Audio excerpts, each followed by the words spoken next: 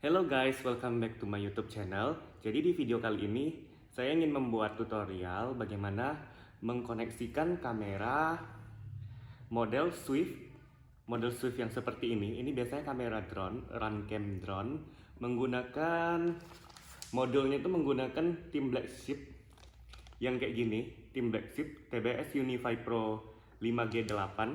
Unitnya sendiri itu seperti ini. Dan kita menggunakan antena yang jaraknya bisa di atas 1 kilo seperti ini. Jadi ini langsung aja kita mulai tutorialnya. Jadi kamera ini tuh bawaannya tuh seperti ini. Langsung dekatin aja kameranya. Jadi di dalam kotaknya sendiri, kotaknya tuh nanti seperti ini.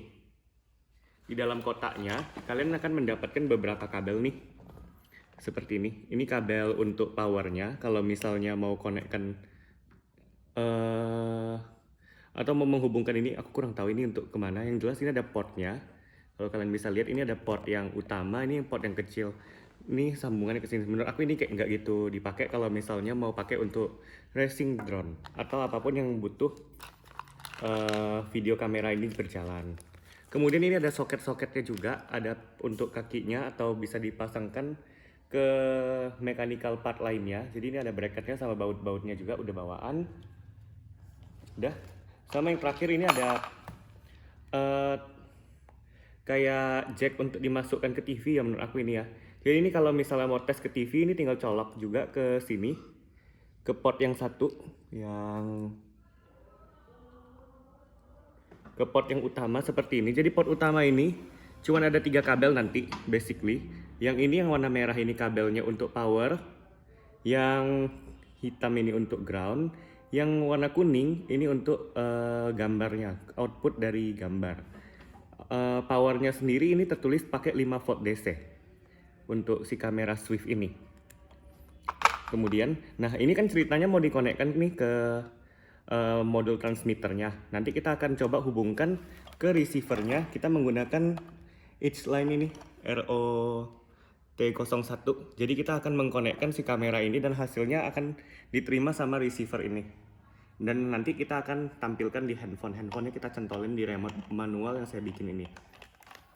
Langsung saja. Ini kameranya, itu cara kerjanya. Nanti akan ada kabel bawaan. Kabel bawaannya itu seperti ini. Ini sudah saya solder untuk tutorial ini. Jadi kabel bawaannya. Jadi guys, ini tuh modul transmitternya. Modul transmitternya ini sendiri. Ntar kan ada kabel bawaannya seperti ini. Kabel bawaannya tuh ada banyak warna di sini. Jadi saya mau jelasin dulu warna kabelnya. Ini warna kabel yang 2 dari kiri, ada merah dan hitam.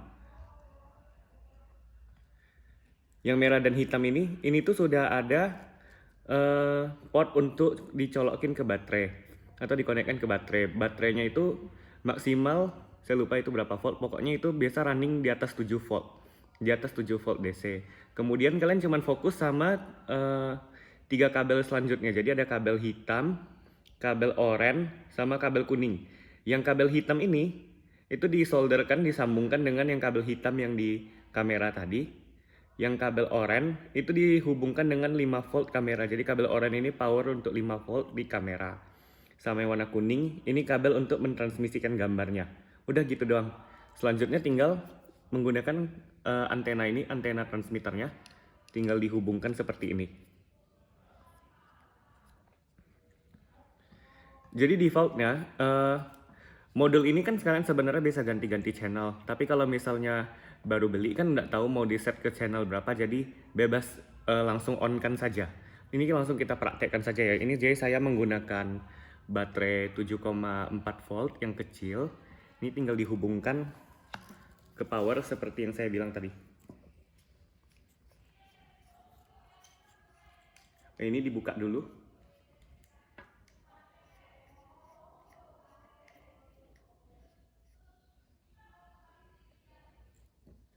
Jadi ini tinggal dicolokin ke power seperti ini.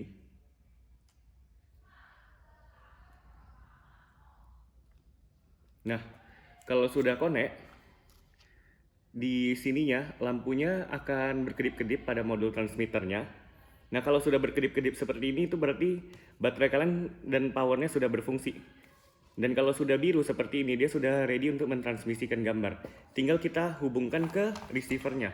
Jadi di sini receivernya saya menggunakan receiver ROT G01 ini. Nah, ini caranya gampang. Tinggal ambil handphone. Jadi kalian harus sebentar. Jadi kalian harus mendownload aplikasi namanya FPV Viewer. Ini wajib di-download dulu dan ini hanya bisa jalan di Android untuk si receiver ini. Dan pastikan itu hanya bisa jalan di Android ya. Jadi caranya tinggal ini kabel dicolokin ke Androidnya seperti ini. Nah setelah dicolokin, tunggu beberapa saat nanti ada notifikasi. Nah ini notifikasinya handphonenya sudah membaca FPV Viewer, tinggal oke. Nah ini kalau sudah, itu gambarnya langsung masuk seperti ini. Dan ini saya,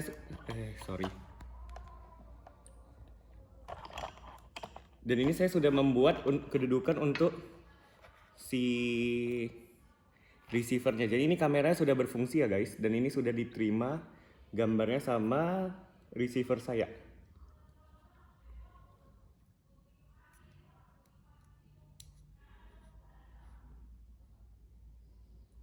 Kok kurang jelas ya gambarnya?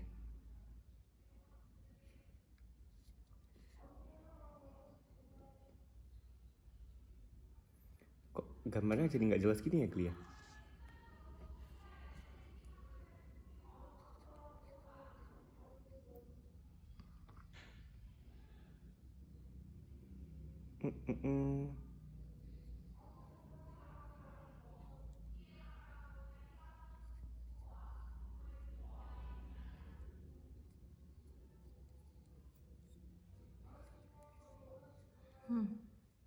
Tambah jelas atau enggak? Tambah jelas. Oh iya. Segini jelasnya. Iya.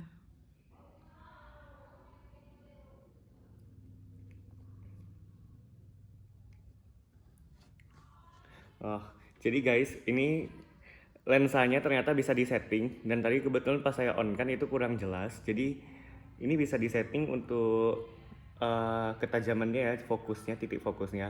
Kalian bisa setting dengan hanya memutar lensanya seperti ini. Dan kalau sudah benar, fokusnya tinggal dikunci. Ini ada mur untuk menguncinya. Jadi guys, ini tampilannya. Kalau misalnya handphone kalian sudah terkonek dengan receivernya si model ini, itu langsung hasil pembacaan kameranya itu harusnya langsung masuk ke si receiver ini, dan itu sudah pasti masuk. Jika gambarnya belum masuk, yang harus kalian lakukan adalah ini kan ada dua tombol nih di unit receivernya, ada yang tulisan USB sama yang tombol kanan. Kalian harus pencet lama-lama tombol USB ini, sekalian pencet tahan aja. Coba kita lihat, kalau kita pencet tahan misalnya nih, saya punya misalnya gambar saya belum keluar, saya pencet tahan lama, itu nanti di handphone-nya akan keluar tulisan kuning dan dia scanning seperti ini. Kalian harus pencet itu tombol dan lepaskan sampai tulisan kuningnya sudah keluar garis seperti ini. Dan ini dia akan scanning frekuensi runningnya kamera itu. Nah ini kalau udah nampak nih yang bagian warna kuning ini, itu artinya si receiver ini sudah mendeteksi kehadiran dari kamera tersebut. Nah ini kalau udah tinggal ditinggalin aja dan gambarnya langsung auto masuk seperti ini. Ini gambarnya sudah auto masuk dan ini unit transmitternya. Dan by the way, ini kalau dipegang, jujur ini panas banget.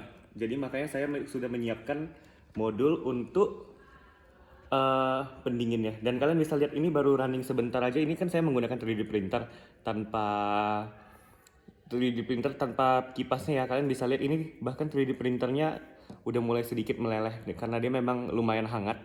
Bisa jadi suhunya di atas 40 derajat Celcius. Dan ini memang panas, heatsinknya saja sudah panas sekali. Itu sekian guys review dari saya tentang RunCam ini. Dan dari datasheetnya, jarak transmisinya untuk satu antena ini dan modul transmitternya itu bisa di atas 1 km untuk open area. Jadi ini hasilnya dan kalian bisa lihat. Dan ini saya membuat remote-nya juga remote yang saya bikin secara manual, karena ini untuk kebutuhan drone yang saya bikin secara manual juga. Ya udah. Sekian guys reviewnya tentang RunCam dan receivernya. Semoga tutorial ini membantu untuk drone yang akan kalian bikin. Terima kasih. Jangan lupa like dan subscribe-nya ya.